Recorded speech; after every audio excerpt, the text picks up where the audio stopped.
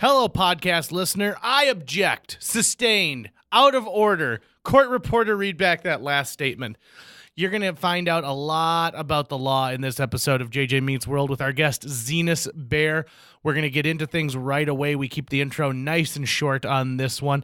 And you do not want to be listening to this in your workplace with the volume turned up, not because of objectionable language, but there may be a little bit of wincing involved. Tucker and I talk a lot about wincing. And speaking of wincing, it makes me wince whenever I hear someone say they would love to donate to JJ Meets World, but they don't know where. It's simple. Patreon.com/JJ Meets World. Enjoy. 1, 2, 3, 4. J.J. Gordon, sort of like that Indiana Jones, in that he's always sniffing out his next adventure. Yes, he is. He's always interviewing guests so he can have them on his show and they can talk about pop culture, arts, and leisure. J.J. has his flag unfurled and he likes his french fries curled, and he's fun and then he twirled as he goes to meet the world. He will march into the rain even if his ankle sprained. Take a peek inside his brain. This podcast is called JJ Meets World. There are a lot of things that people don't want to talk about, but that's changed greatly, I would say, over the last 30 years. There was a time when things were sort of dirty words that no one really wanted to say out loud. There were concepts that were happening in everyday life. For example, maybe you had a friend who was suffering from depression. Okay. But you didn't want to come right out and be like, well, Rudy has some troubles. Oh, sure. You would speak in euphemism. Right. Rather than coming out and just saying what you mean and what you feel. Right. And every now and then there's still something that kind of makes you wince a little bit when you hear it, and it's a little jarring, even though there's nothing dirty, there's nothing, it's something that we all deal with every day. And I think this episode is one of those opportunities for you to stop wincing at a conversation that's taking place. Our guest is Zenas Baer, and Zenas is a lawyer, and he deals with a very specific type of court case that has to do with circumcision. And so you're going to hear all sorts of words in this. You're going to hear genitals, mutilation, penis. You just heard all three of those, all four of those right now. Yep. So get it out of your system, because this is one of those podcast conversations. This is why we started JJ Meets World, right? To be able to talk to people and find out about things outside of your own bubble, right, that are taking place around you all the time. You can learn so much just through the art of conversation. And Zenas is someone, I've known Zenas for a while because he's been on the board of directors at Theater B for a long time. He's been the guy who had all the legal expertise that we ever needed. He's been very, very giving with his time. And he is just a fount of knowledge that you wouldn't think to even maybe look into until you talk to him about it. It's very fascinating. When we finished our talk, we're recording this intro after we've had a chance to have our talk, which is why I know that those words are present in our next conversation. But he brought in kombucha for us, and it was delightful. I've tried kombucha one time before and didn't like it and had said, oh, I'm good, thank you. But then he pulls up this giant, massive jug filled with what looks like apple juice, and I thought, well, I should try it. He brought it as a gift to the set, and I drank it, and I like kombucha now. Yeah, and even as he was leaving, he was talking about how we're simply a delivery system for good gut health to the next generation. He thinks of us as carriers, and that we're hosts to the guts. This is something that's very, very good for you. And so's sauerkraut, too. By the way, this is the second guest we've had on who talks about how they make their own sauerkraut. There's another word that happens in this episode. It's pasteurization. That plays into the conversational topics. You should maybe go to YouTube and check out pasteurization, but be careful, because Louis Pasteur, who invented it, if you accidentally type Louis twice, you'll end up with that song, Louis, Louis, Whoa, baby! Got to get rid of bacteria in milk. Yeah. All right, folks, sit back, relax. This episode of JJ Meets World features Zenas Baer. And if you enjoy this conversation, if you enjoy any of the conversations we've had, we sure would appreciate you going to patreon.com/JJ Meets World and donating to our cause. The fact of the matter is that we love doing this, and there are some financial constraints to it. This isn't a threat. We're not holding you hostage. We'll never charge for an episode of JJ Meets World. But it sure would be nice now that I'm very close to being married to not have to say, listen, I just need this money every month, and I don't want you to ask questions.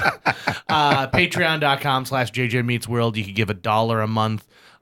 We have many, many, many awesome, loyal listeners, and we have a lot of people who are giving already, and every single dollar helps. Don't think that it doesn't. $1 goes a long, long, long way. And let's face it, you do not need an extra buffalo chicken ranch wrap when you're in the drive-thru.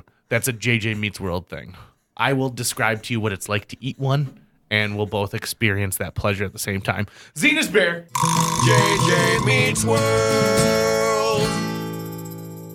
Welcome to the studio, Zenas Baer. Zenas, that is a cool name. It's one that I have not stumbled upon in my life yet. Do you know where that comes from? I do. Do you want me to tell you? I would. Oh, I don't. Stop. yes. Okay. I'm kidding. Yes. I come from a large family. My parents were old order Mennonites, and so they were deep into the Bible. And I have 10 brothers and 4 sisters. Wow.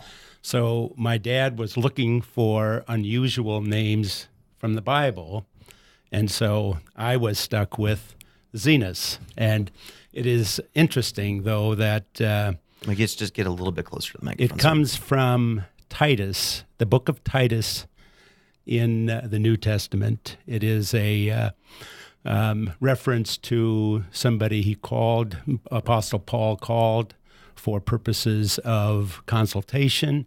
And it says, bring Zenas the lawyer and Apollo on their journey diligently, that nothing shall be wanting on them. Titus 3:13 from the Bible. And Zenas the lawyer. Wow. Zenas the lawyer, yes. And then what did you end up doing as a career in life? I am a lawyer, but remember though that the Mennonites and the Hutterites have no use for lawyers because they do not resolve disputes in courts. They resolve disputes just by consensus. They do not specialize in suing other people. So it was of no significance, but yet there are many parallels between the work I do right now and the biblical reference in Titus. For example, the book of Titus is written by Apostle Paul to Titus, who was a church elder he sent to Crete to proselytize in Crete, to change hearts and minds to become Christians. And you can see in the early verses of Titus that it's a very new religion. Christianity was very new. And he sets out criteria for the appointment of magistrates, the things to look for. Men should not have multiple wives. They should be just very moderate drinkers and don't beat their wives. Women should be chaste. And he gives a warning to Titus and says, watch out for those of the circumcision. They will subvert entire houses for filthy lucre's sake. And it is a very, Wow. It's very apropos to what I am doing right now, as at least in part of my practice, and that is fighting for one-day-old infants' integrity, bodily integrity. Do you feel like there was sort of a self-fulfilling prophecy in your name leading to this, or is this just pure coincidence and it makes for a wonderful story when you meet folks? I'm not sure that I believe in prophecy and predestination, but the way it worked out, I was astounded to find that even in the Bible, Titus was very strong against cutting and genital cutting of anyone to show a bond with Yahweh. But this is still, I mean, this is kind of like finding out that JJ was like the 18th apostle and he was the podcaster in town, right? Exactly. It's kind of like that to me. Yes, indeed. Yes. So let's get into what your life's work is. This is Sure. very fascinating to me. And if somebody is tuning into this and they know nothing about it, lay down the facts. Okay. Yeah. Circumcision, most people know the word. Most people understand that it has something to do with cutting of genitals of boys and in some cultures also girls. And in fact, in America, they were doing clitoridectomies up until 1948 was the last one that I know of that took place in Breckenridge, Minnesota, where a young woman was taken to the doctor because she was playing with herself. Playing with the parts down under. And the doctor said, well, we can cure that. We'll just do a clitoridectomy. So that is something that has been known in the medical profession for a long period of time. And they finally stopped the female cutting, but they have not given the same protection to males.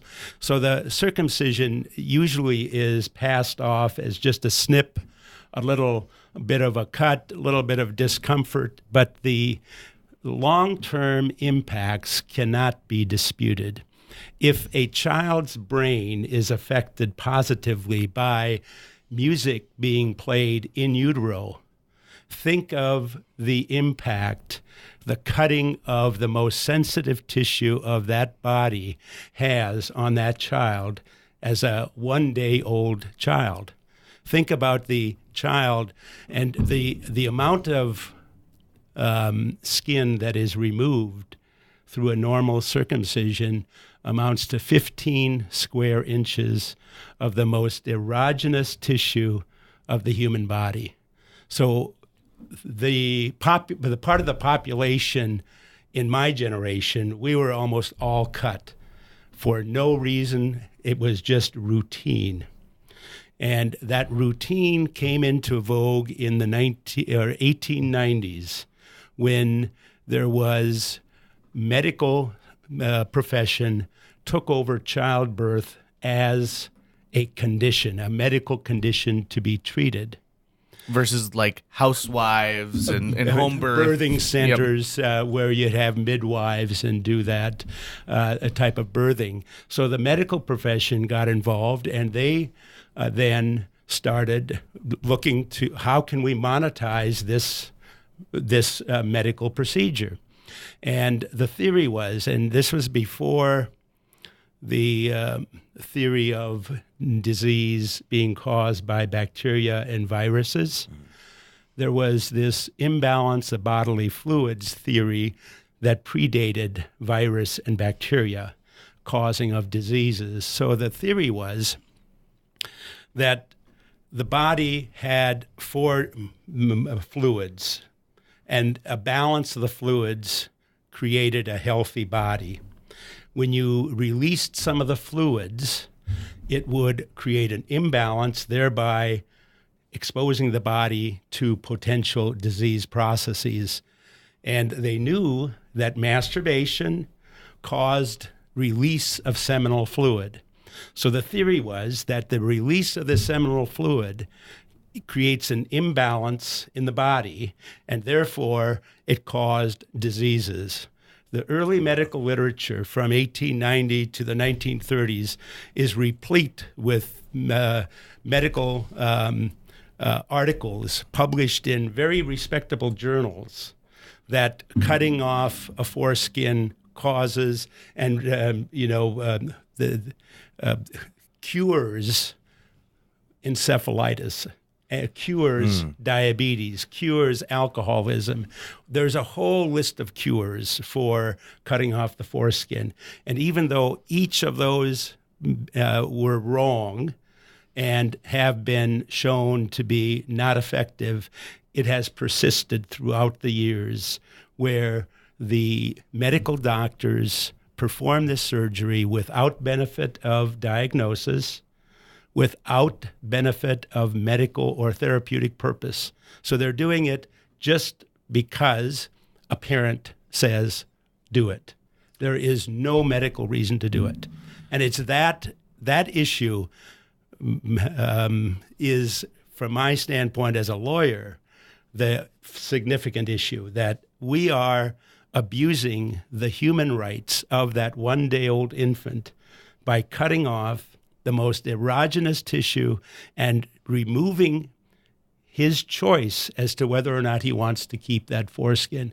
He can always, at the age of 18, make that decision. And I always say that I am not anti-circumcision.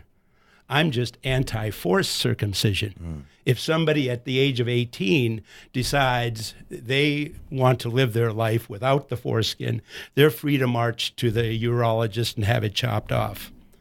I will tell you, though, that I did take the deposition of one of the prominent surgeons from Southern California about circumcision. And I asked him, well, if you get an 18-year-old or a 20-year-old into your office and who asks for a circumcision, what's the first thing you do? And he said, the first thing I would do is ask for a psychiatric consult to make sure that the 18-year-old was able to make that decision. So there is really no reason to do it, and we don't have a flood of 18-year-olds who are uncircumcised going to the urologist to say, chop it off, please. Wow. Okay, so let me get some of this. So first of all, it sounds like we went pretty much from bloodletting to saying like, well, we'll do circumcision instead. That sounds good. And, to make the horror of masturbation, and this is a way we can start to curb that. I think that every 50 years, the medical community sort of has a brand new spin on things, right? And so they're like, you know what? It was barbaric what we were doing here, but don't worry.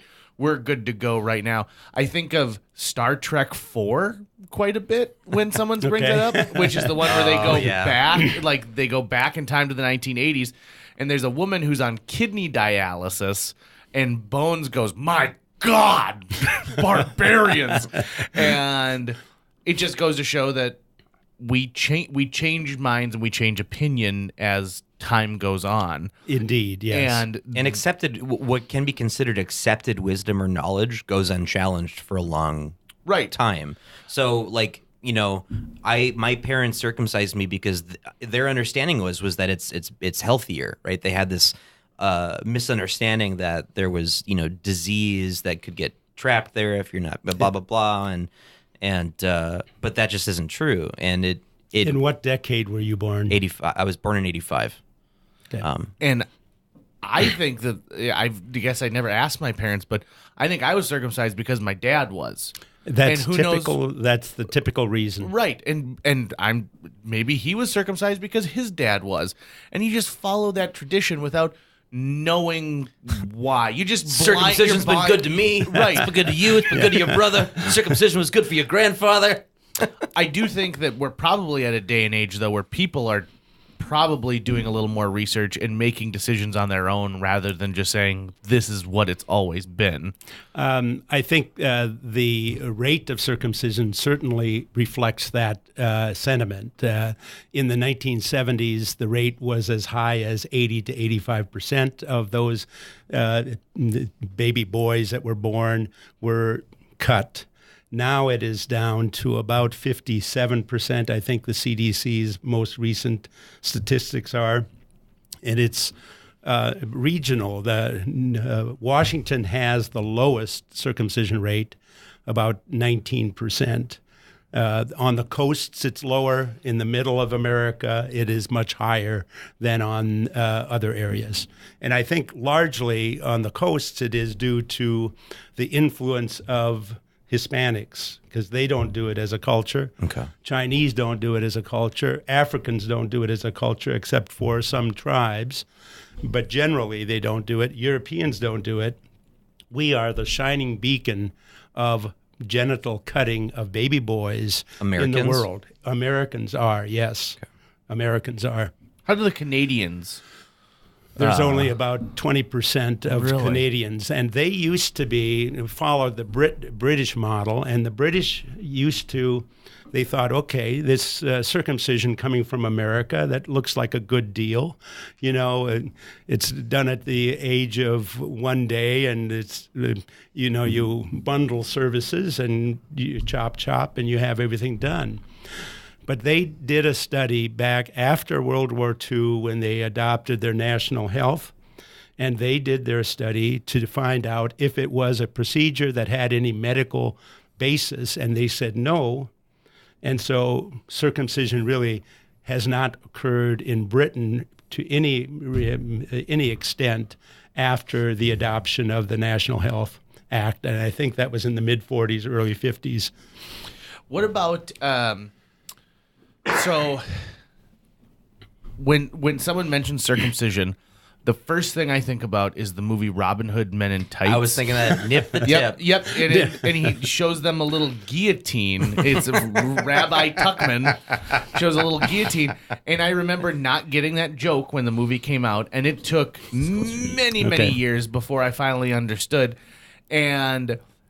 I remember laughing at the joke, but laughing out of like, oh my God, that's horrific. Uh-huh. And I thought that's what they actually did at the time was, something similar to that. Do you know what the cost, you say they bundle it together, right? And so that drives up some pricing. Yes. Do you know what the cost would be, like what a hospital on average would charge for a circumcision? Those statistics are kind of hard to come by because of the bundling of all the services, but I have seen in my practice that billings for just the procedure, not the doctor's time or anything like that, or the hospital room, is about between $250 and $700. I've seen that as a range. But you also have to factor into that one more day in the hospital for both the mother and the child, because you cannot release the child within 24 hours after cutting. And so they build in 2 extra hospital days, for one for the mother, one for the child, and then the cost of the procedure itself. Some of the estimates I've seen is that it is up to a $5 billion a year cost to our medical expenses. Wow! There's no diagnosis and no therapeutic purpose for that cutting. Be like giving the baby a collagen implant into their lips. Yeah. Like, don't worry, we'll find out how supple those are later. You talk about lips, JJ, and that's one of the comparisons. The tissue of the foreskin is just like the inside of the lips. It is that mucosal tissue, it's junctional tissue between the exterior world and the internal world. The foreskin is there to internalize the glans penis so that it keeps it moist, ready for introitus. And it is sort of a shame that Americans have lost, at least the men who have been cut have lost that ability to please a woman, to provide at least some of the lubrication. And the lubrication industry is another one that benefits greatly by the genital cutting of us as American boys. So you're saying the doctors are in the pocket of big KY? Oh, yes. I think that's a good way to put it. Yes, indeed. So I'm curious, so who is seeking out your services? The people who seek out my services generally are those who have had an experience with a circumcision that has gone wrong. And it's only after a circumcision goes wrong that they understand, that they do their research, that they weren't told the functions of the foreskin. They were not told why the medical profession does it. They were not told anything about that.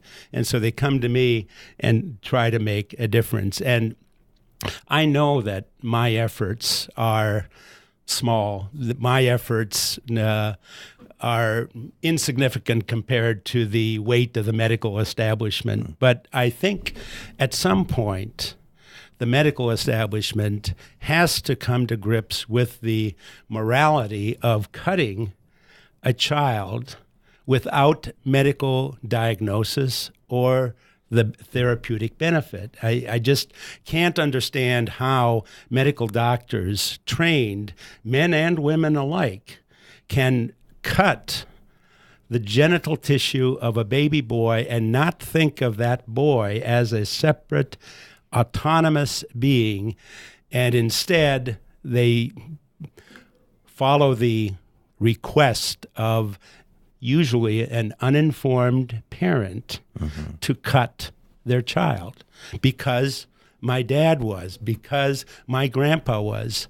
You know, you talk about that, and this past summer, I went on a little journey to a family reunion in northern Ontario, about 900 miles straight east of here, up in Lake Nipissing, and it was on my mother's side. My last uncle on my mother's side still survives. He's 93 years old. And I wanted to know whether the circumcision tradition in our family came through the Baer side or the Brubaker side. And I knew my dad was cut because I had experience with him when he was on his deathbed. He needed to use the assistance in going to the bathroom. So I knew he was cut. And I did not know whether anyone in my mother's family was cut. And I discovered that at least my mother's brother is not cut. So it has to come through my father's side. And so my father had 13 siblings. And I thought about, okay, how did my grandpa, Ephraim Baer, did he wake up one day and just say, I think it's a good idea to start chopping off my baby's dicks?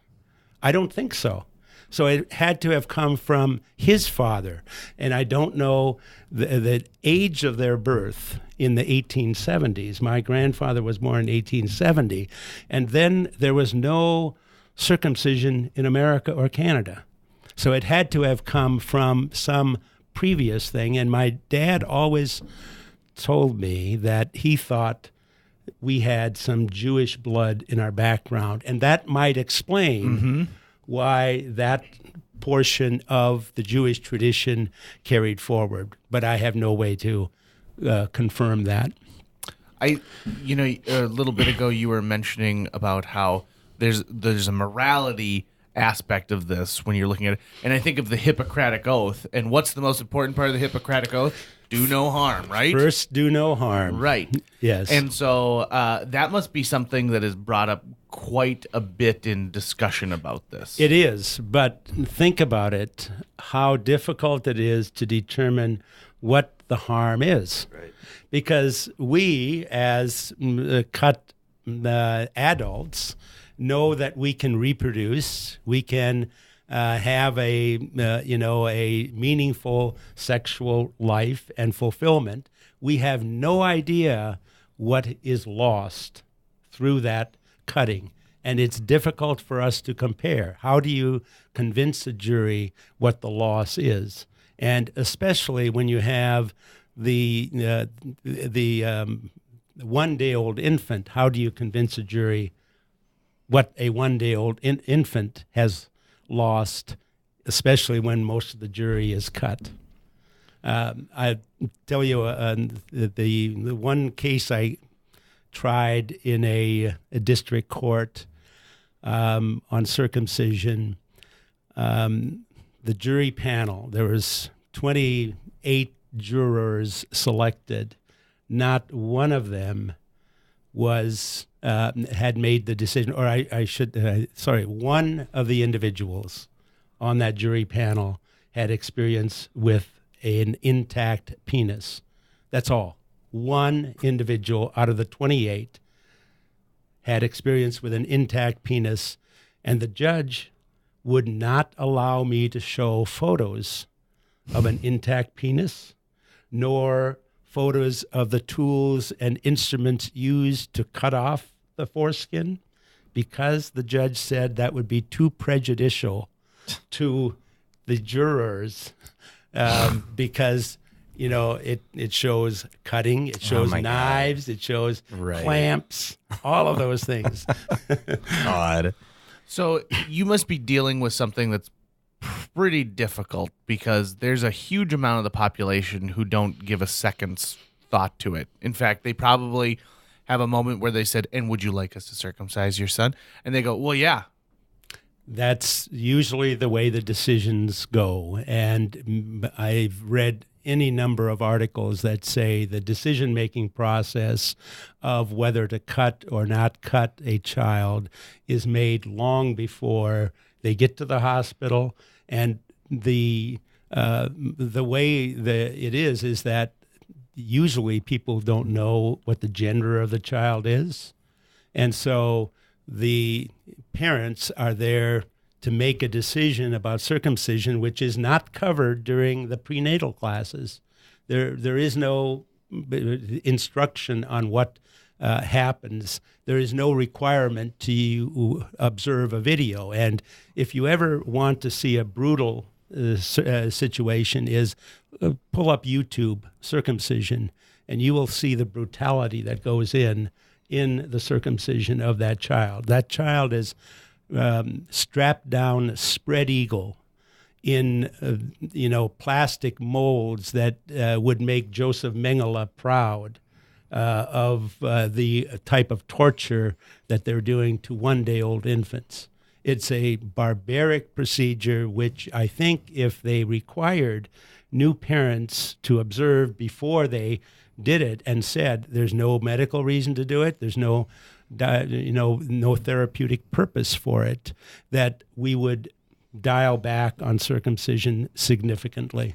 Well, and again, going back to this, you're not saying you're anti-circumcision. You are anti-thrusting a one-day-old child into the situation. Making a decision that permanently impairs that child's ability to have dominion and control over the autonomy of their own body. And it's the bodily integrity that is the first basis of how we define ourselves as humans. Your rights stop at my skin. You don't have a right to break my skin in any way.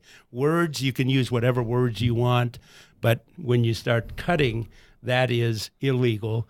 And each of these doctors and nurses, in my mind, is committing a crime by participating in that abuse, because that cutting is assault in the first degree and criminal sexual conduct in the first degree.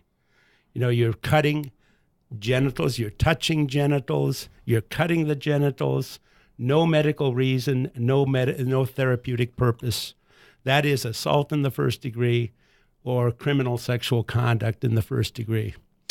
What happens when people argue, well, it's part of a religious background? Is that tough to say? Or, I like to tell people this. I was like, in my grandfather's generation, they used to poop in buckets. Mm-hmm. We've come a long way. And I am a big, big, big opponent to, well, we've always just done it this way, so we'll continue to do it. That is the worst excuse for anything in the world. And I feel like that's something that comes into this conversation. Right. And I think, I'm sorry, I just lost my train of thought, JJ. You were talking about... I was talking about there's a religious aspect to it. The religious aspect, yes. From a Christianity standpoint, there is no religious aspect. Jesus told the Christians that you should get rid of those old fables and customs that require bloodletting in order to have a covenant with a God. The God that Jesus understood and preached was a forgiving God, one that did not require blood sacrifice. And we don't allow infant sacrifice anymore in the name of religion. We don't allow for a religious basis to cut off little fingers or earlobes. Those are all antiquated notions of dominion and control over an infant. And so the religious aspect, while the Jews and the Muslims can take their direction from Genesis chapter 17, that where Yahweh talks to Moses or talks to Abram at 99 years of age, saying that he and Sarah are going to have a baby. She's 102 or 101.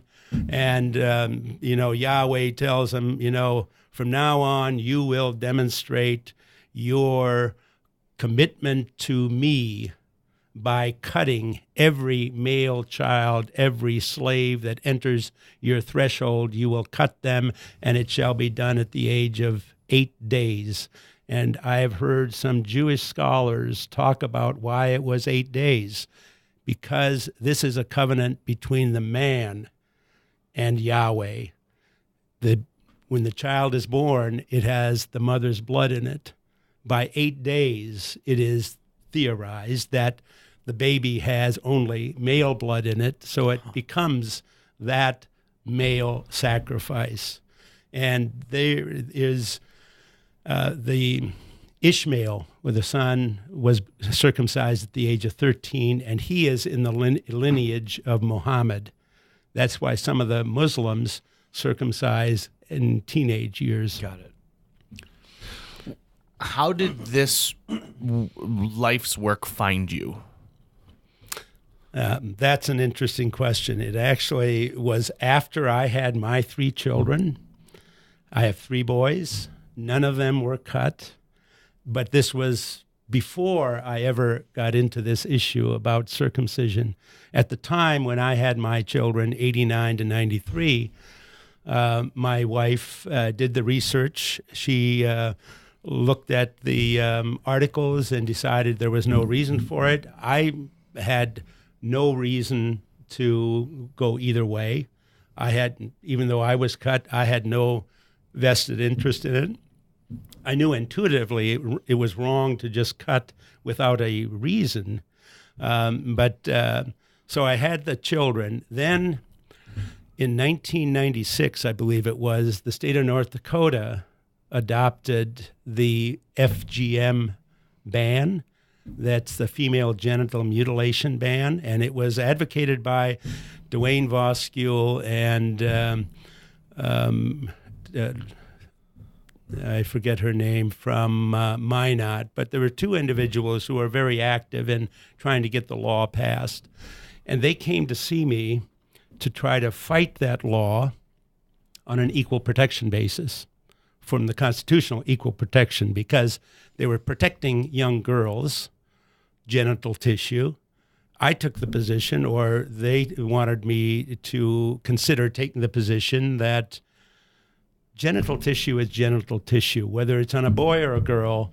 If it's deserving of protection on a girl, it's deserving of protection on a boy as well. And so that was they came to see me, and at first I thought, well, that's an odd issue. I mean, why would I want to get involved with that? I talked to some of my family members, and they said, no, don't get involved with that. It's too controversial. But I started to reflect on it, and I thought that is absolutely correct, that this one-day-old infant is a human being endowed with all of the rights and privileges that we have as adults, the right of due process, equal protection, the right of bodily integrity. Why is not this law violative of the Equal Protection Clause? And so I did commence a lawsuit against the state of North Dakota to have the statute declared unconstitutional and suggested the way they could fix it is just take out the gender name. Just say, instead of female mutilation, it would be genital mutilation. Excuse me. That is, I mean, it's amazing that 1995, which was clear in my memory. I remember 1995 clearly, that this became something that was a topic discussed at a state level for us. Right. And gosh, so what the outcome of the case ultimately is? It was, the district court dismissed it without ever having a hearing, without having any argument. It just dismissed it on the paperwork that was filed. I appealed that to the Eighth Circuit Court of Appeals, at which point I think it was Zenas Baer, who is now a district court judge out in Morton County, I believe. He was just appointed, argued for the state. And some of the Court of Appeals justices asked, well, if this were a case involving public benefits, SNAP benefits or something, would it stand constitutional scrutiny? And he said, well, perhaps not in that situation. And the Court of Appeals affirmed the district court without citing any cases involving the standing. And it was dismissed on this basis, that the mother did not have standing because she could not get the foreskin back. And so standing is a technical term used by judges, in my mind, sometimes to get rid of cases they don't want to hear. Is it a term of art, or is it an actual technical term? It's a legal term. Okay. It's under Article 3 standing. You have to have a case in controversy. It's used by judges oftentimes to dismiss cases. So when you're arguing in court and you're arguing against the state, and they make an argument, I mean, what types of pro-circumcision arguments are you hearing your opponents say in that context? That it's a personal choice, that it is a choice that parents should be allowed to make on behalf of their one-day-old infants. I think which is really interesting, because you're basically saying, they're saying, well, we're worried about the parents' rights to choose. But you're saying it's not about they don't have a right to choose. That's my position, and it's so revolutionary that you take a position that a parent does not have a right to determine what shape the child's penis is going to look like. I contend that parents do not have that right. Medical doctors and nurses who participate in that procedure are committing crimes while they're doing it. And all of us who know that that is going on have a duty to report under the duty to report statutes that exist in all 50 states. So if you know a child is being subjected to maltreatment, which has a specific definition, and my contention is that those children are being maltreated by cutting. It is the duty of us, all citizens, and particularly those mandatory duty on the behalf of the healthcare professionals, to report that to the authorities, that this child is being abused. And that's my most recent attempt to attack this issue, is use the duty to report statute to require each of the participants to report to the local investigating agency that this child is being abused or subject to maltreatment.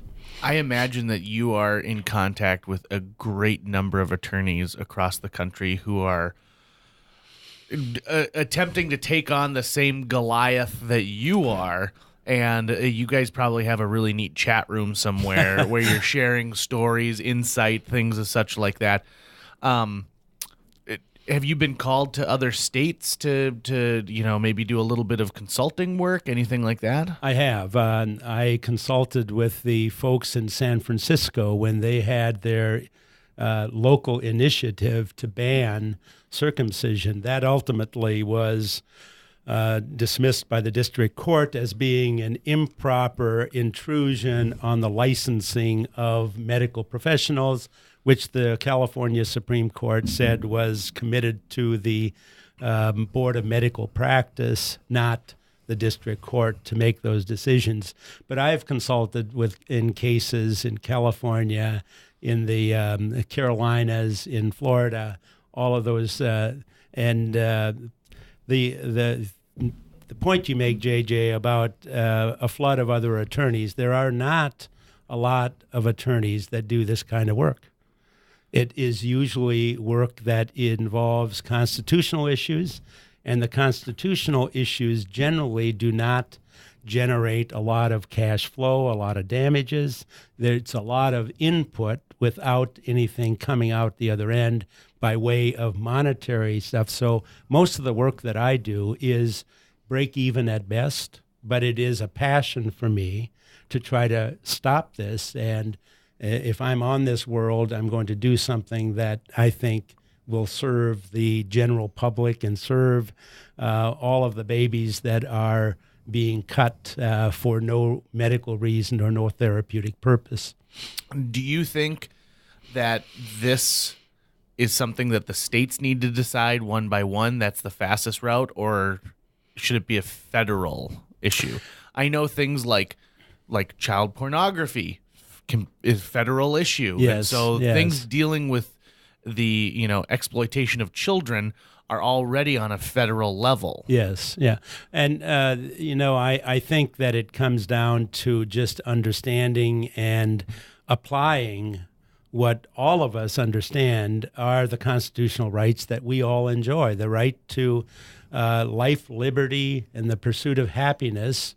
And you can't have property or liberties taken from you without due process. Those are federal constitutional rights. If we only treated a one-day-old infant as a fully formed human endowed with all of the constitutional rights and privileges that you and I enjoy, end of story. There would be no reason then and no basis to cut. But that is where the issue is. Courts are reluctant to expand constitutional rights or privileges, and they're reluctant to enter into that parentis patriae, the argument that parents have a right and a duty to take care of their children, and they're given broad discretion on how to do that. There's only been one court that I'm aware of in the world that has addressed this issue from the standpoint of that one-day-old infant, and it's a court in Cologne, Germany. The facts were a 4-year-old Muslim boy went to a doctor, or parents took him to a doctor, wanted him circumcised. There was a report was made before the circumcision took place, and there was an investigation, and the doctor was forbidden from cutting. But this judge analyzed it from the standpoint of the child and found ultimately that the child's bodily integrity, that right, trumped any other right that the parents could say, even the religious right, because the judge said, what if that child at the age of 18 decides he does not want to be Muslim? Then he's already marked, and he can't get that back to make his own decision that he doesn't want to be marked as a Muslim or a Jew. And so the only case that has analyzed this issue from the child's perspective is a court in Germany who found that the child's rights mandated bodily integrity, and the doctor was not authorized to cut based on parental request. In a court of law in the United States, are you allowed to enter court cases from around the world at all? I know that when they look at things like a precedent, outside of the United States, is that allowed? I can do it, certainly, but the question is, Will the judge how much care? weight do they give it? And I just read a headline today, I think, in the Forum, saying one of the justices, and I didn't read it closely, but one of the justices said we have to look beyond our borders for judicial precedent if we are going to be members of the world society. That's so interesting because there seems to be two sides to that coin. Because you could, if you're then going any quote unquote legal precedent set outside our borders, we can look to as well. Then it's like, well, what countries' legal systems are we allowing to be a part of that bucket? You know, you could use then that argument. I would assume to argue in favor of something that is authoritarian in spirit, Right. because they did it over there. It could be even a Western country. It could be a European country. And you could make the argument like, well, there's precedence for Saudi this. Arabia right now. Right. Khashoggi. Absolutely. I mean, if Yep. we were to grab onto their legal system, then we would allow our system to kill in that way. But I assume that what is meant by this is that we, if other countries are more inclined to recognize individual liberties, which we as Americans seem to champion as important attributes for being in a free society, is our individual liberties that we pay close attention to. And we don't allow our individual liberties to be restricted without some compelling reason. And I think if we look at the world scene, like there are many world treaties, the treaties for the rights of the child. The only two countries that have not subscribed to that treaty are the United States and Somalia. Go figure. Really? I mean, China. a treaty for the rights of the child. China has signed off on it. Wow. So it's only United States and Somalia, and that is a treaty that does specifically state that a child is an autonomous being and not subject to carving or markings and all that stuff is an abuse of that child's rights. Is by signing that particular treaty you're talking about, though, I mean, is that proof of action? I mean, could a country sign that treaty in spirit and not actually follow human rights? They could, but then the treaty, if it were signed, it becomes the law of the land. I think under the Constitution, it says Like that international law? I think treaties, the Constitution and the treaties are the law of the land. Okay. And so I think if the United States were to adopt the International Convention on the Rights of the Child, that yes, that would then bind the courts to that process. Whoa, this is blowing my mind. Outside of going to court and fighting for the rights of a one-day-old child, are there any other aspects of law that you feel you're also called to? Yes, another area of my practice is, again, individual liberties, and it involves the raw milk sales in Minnesota. I have a case currently in Sibley County in Minnesota, which is west of the Twin Cities, about 80 miles. And it's been going on for about 10 years. It's a farmer who has a farm with dairy cows, pigs, chickens, and he makes ice cream, butter, yogurt, and bottles milk, and he sells it to his customers, who are people who know what his farm is like. He has an individual relationship with each of them, and the Department of Agriculture has been trying to shut him down for about 10 years now.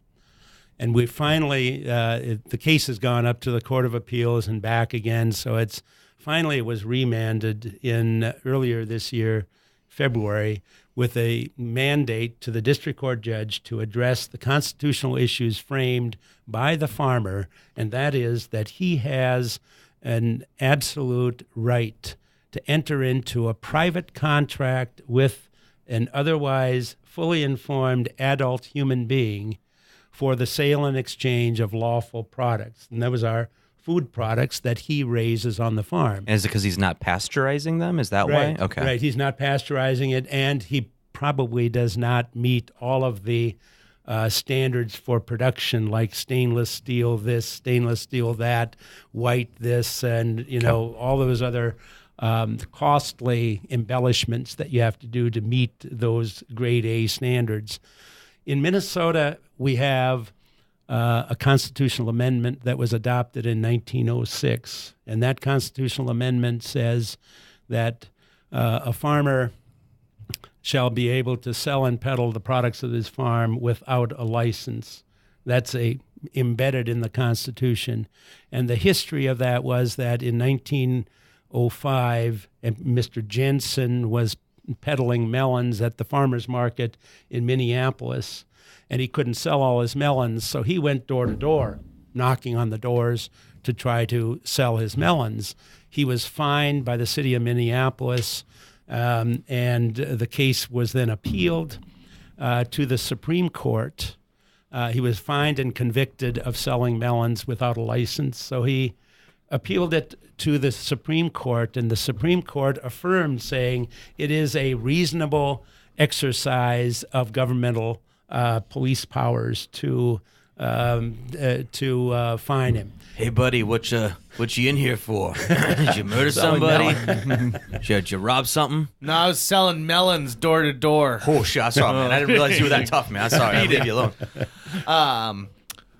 That's a very interesting case. I am very interested in knowing how that shakes out. So it's basically. I never thought I'd hear the phrase "convicted of selling individual melons without a license." Yes, that's right. Never thought I'd hear that sentence. But to finish that story, the population of Minnesota was so incensed that the legislature at that time, which was heavily skewed to the rural area, adopted this constitutional amendment, and it passed by 70% of the electorate voted that amendment to be part of the Constitution.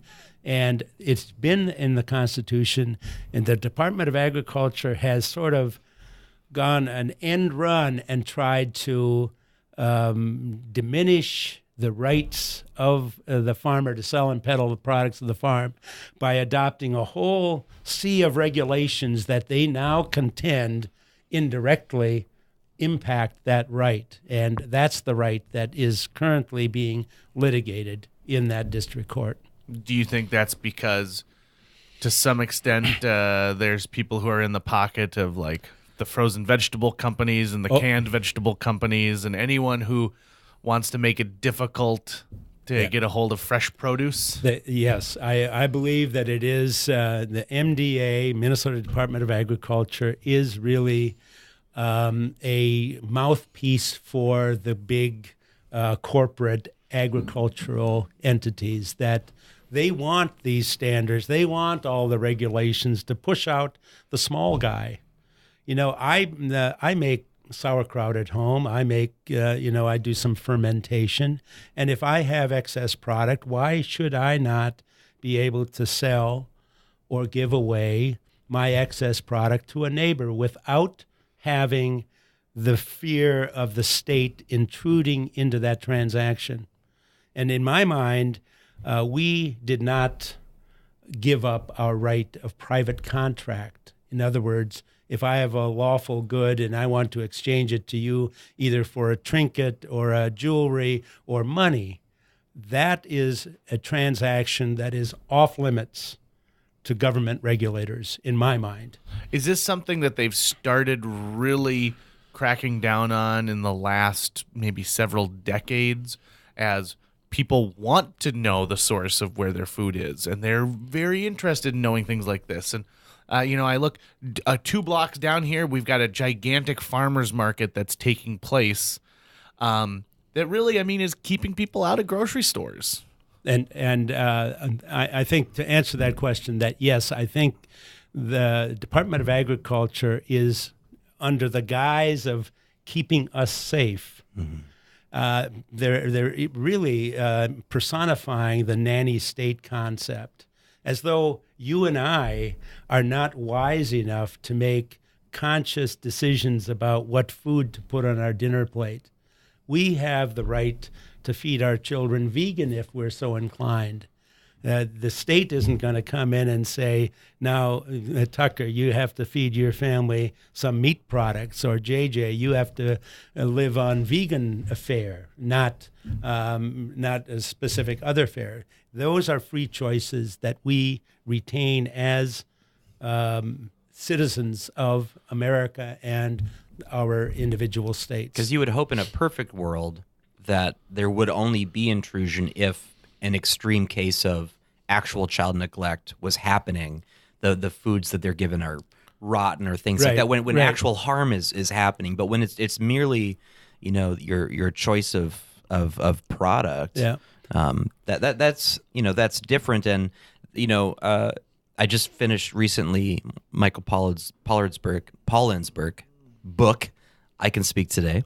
The Omnivore's Dilemma, and it talks a lot about, especially the corn industry and how early on, even if you want, just for the sake of argument, to give those original regulators the best of intentions, right, regardless of what their intentions were, you place a barrier that those with capital can afford, and then you create an entrenched interest, and an entrenched interest is not going to let go. Right. And that's what the big agribusiness, the food producers nowadays have essentially consolidated all the production. I was just recently out in California, and to look at the amount of vegetables that are grown out there in just sort of factory industrial conditions. Now I understand why strawberries are woody. Mm-hmm. They're just pulp. Yep. They have no taste to them. It is the genetic engineering where you get the shape and the visual appearance without any of the taste or the nutrition. To give you an illustration on the wisdom of folks who buy raw milk, milk is a beautiful medium for the growth of bacteria. Any milk is just a wonderful medium for bacterial growth. And under the regulations for grade A pasteurized milk, grade A pasteurized milk is allowed to have some bacterial contamination. And that is limited at 300,000 bacteria per milliliter. Now, just think about that for a moment. That's about 4 million, over 4 million per cup. After pasteurization, the tolerance is 20,000 bacteria per milliliter. So think about it. If milk comes into the pasteurizing plant at its upper threshold, and then pasteurization down to 20,000, each of you drinking grade A pasteurized milk that you purchased off the shelf from your local Hornbachers is consuming about 4 million dead bacteria carcasses per cup of milk.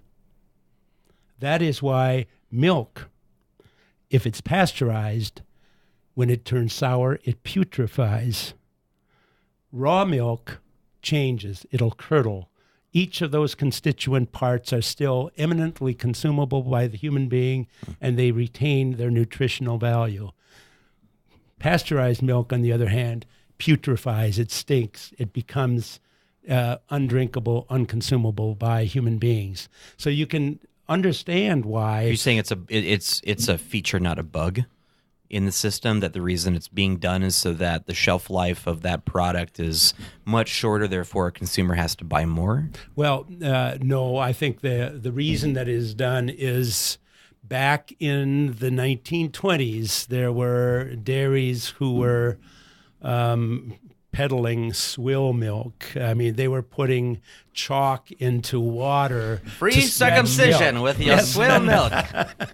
I mean, so there were reasons for Right. doing that, and I'm not making light of those reasons. And there were a lot of diseases that came about that because people were not, selling you milk. They were putting chalk or talcum powder into water to stretch milk. And so there were no standards there. But I think the point is that a reasonable human being might say, okay, if pasteurization just kills bacteria, do I want to drink bacteria carcasses or do I want to drink the whole milk? If I know where this milk comes from, it's from Farmer B, I come out there and get the milk or he delivers it to me, I know what it is. If there is any problem with that milk, I go to the farmer and resolve it. If I can't resolve it that way, the courts are there to help me resolve those issues. There's a lot of things, again, coming back to it's the way we've always done it argument, which is when Louis Pasteur invented pasteurization, we didn't have modern refrigeration and cooling techniques. We didn't know about shelf lives as much. We were just salting everything to its core to make it, shippable and fine 4 weeks later. I wonder how much of the products we consume today that if a scientist took a look at it, said, well, with the advancements we've had in technology, we could change these things greatly. Now, of course, you get kind of the raw end of the stick on that with something like strawberries. And I agree. Strawberries today do not taste the same as they did when I was a kid. That is for sure. Yeah.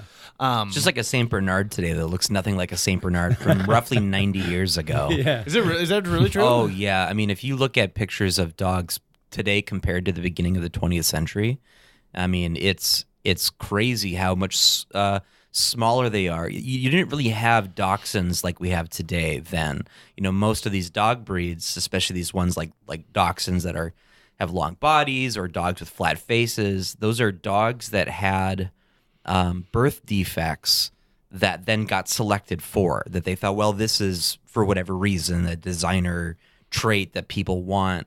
And so they'd be bred for things that are actually problems with them. Those genetic aberrations. Absolutely.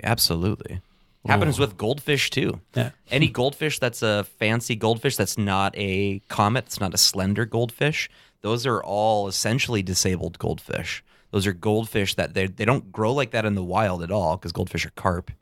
Those are goldfish that they took out of their environment and then bred them in such a way that like they got fatter and shorter and they weren't as fast. And anyways, we're a long ways from what we were just talking about. But well, somebody told me recently that there's a crisis in the pumpkin industry because we only want perfect looking pumpkins. And so you select those. That's what you turn into your jack-o'-lantern. That's what you roast the seeds of or you throw it away.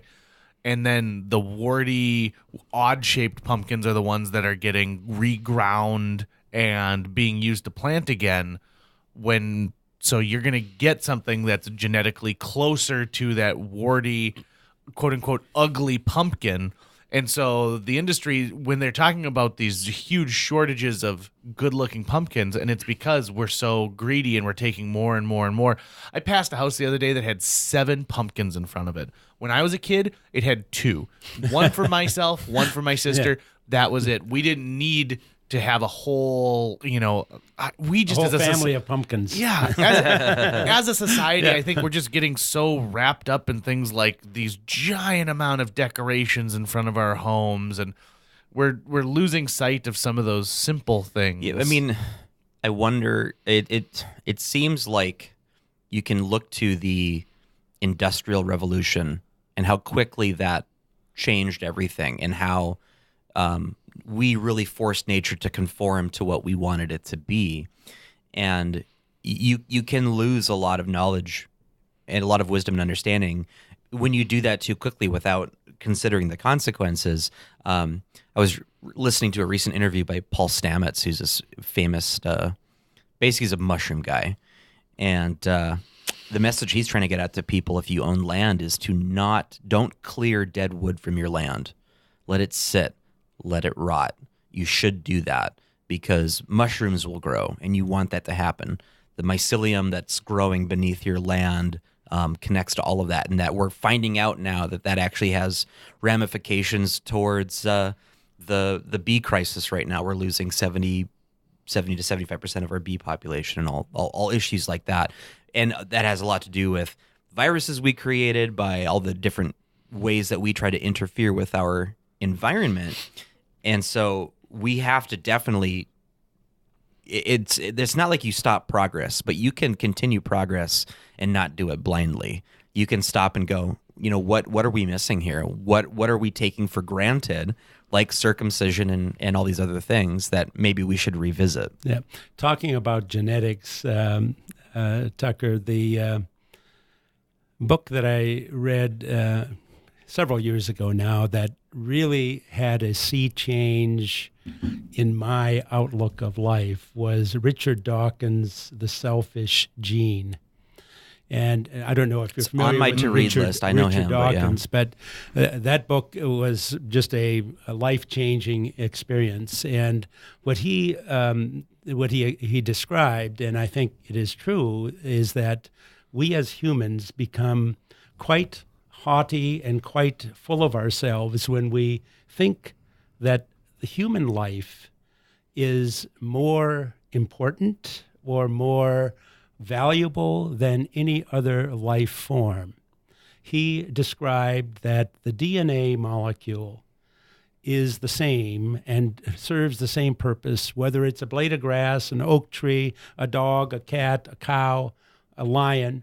That DNA has a body plan. And that the only purpose of that gene in that DNA, or the DNA in the gene, is to recreate the body plan as faithfully as it can be done.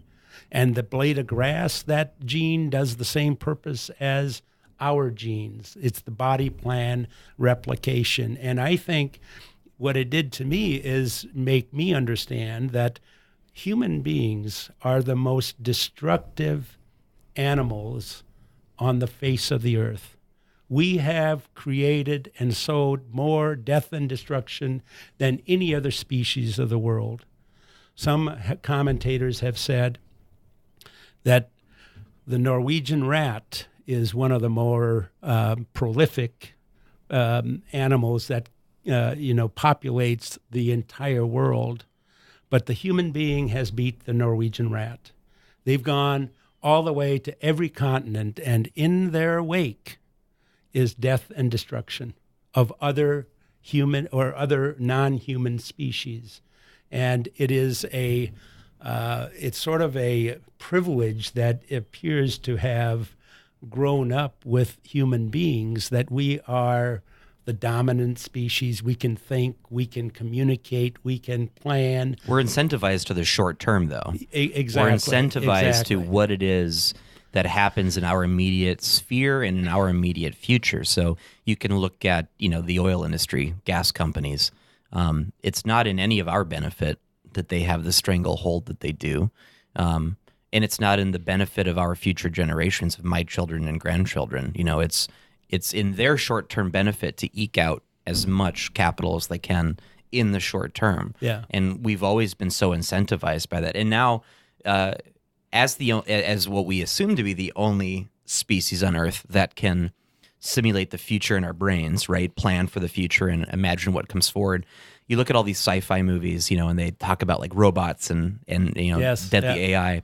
And in our movies, they always take our form. They always look like us. So they got 2 arms and 2 legs because we view that as being the peak of optimization. Mm-hmm. That this is what the peak is.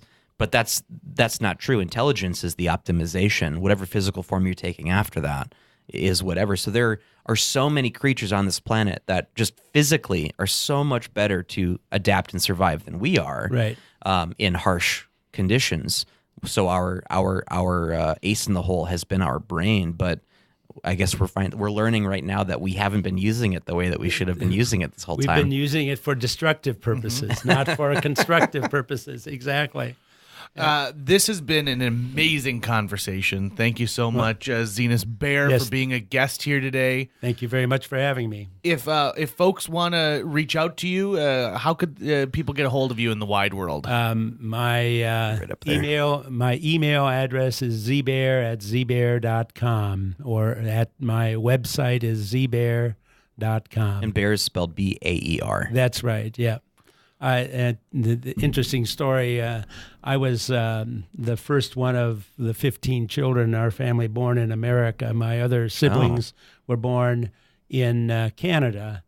I was born at a Hutterite colony northwest of Grand Forks. So that's where my home is. The Forest River Colony at Inkster, North Dakota is where I was born. Oh, that's neat. Yeah. Now, are different Hutterite colonies, do they specialize in different things? Oh, yeah. They were very agrarian based up until the last couple decades. Now they have become much more involved in manufacturing and end user commercial manufacturing, rafters or concrete components. I worked with a group who specialized in like cabinetry building and fine carpentry. Oh, yes. Yeah. Holy moly, you have never seen such fine work. And people who are so in tune to the building process. I was pretty amazed. This was down at the down in Wahpeton. They were building a teaching kitchen. Oh, sure. And I was just blown away. And I thought to myself, oh man, well, I guess I got to take my life a little bit more seriously if I'm going to have the same kind of craftsmanship that these folks did. Those Hutterites were just cabineting all around you, man. There's cabineted circles around you. Well, the group outside of Holly had the best turkeys I've ever had in my entire life, and the honey. Yeah. Oh yeah. Oh my goodness. Yes.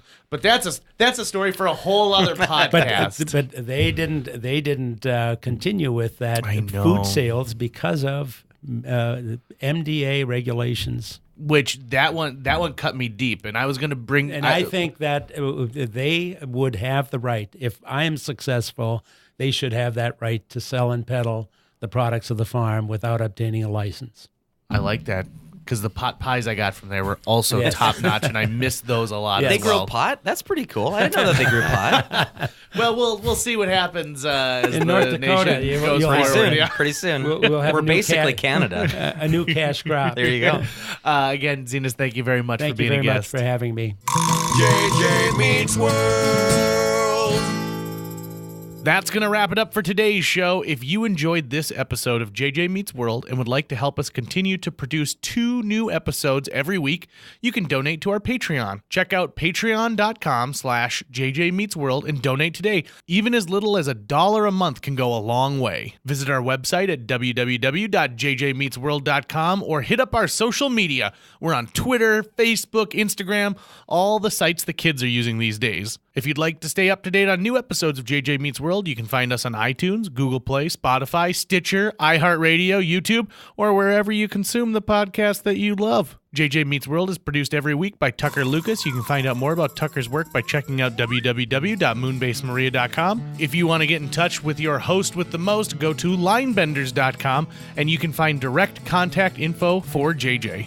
If there were 50 cupcakes in front of me and I was told one of them was poisoned, I would probably feel comfortable eating 20 cupcakes before I really weighed the consequences.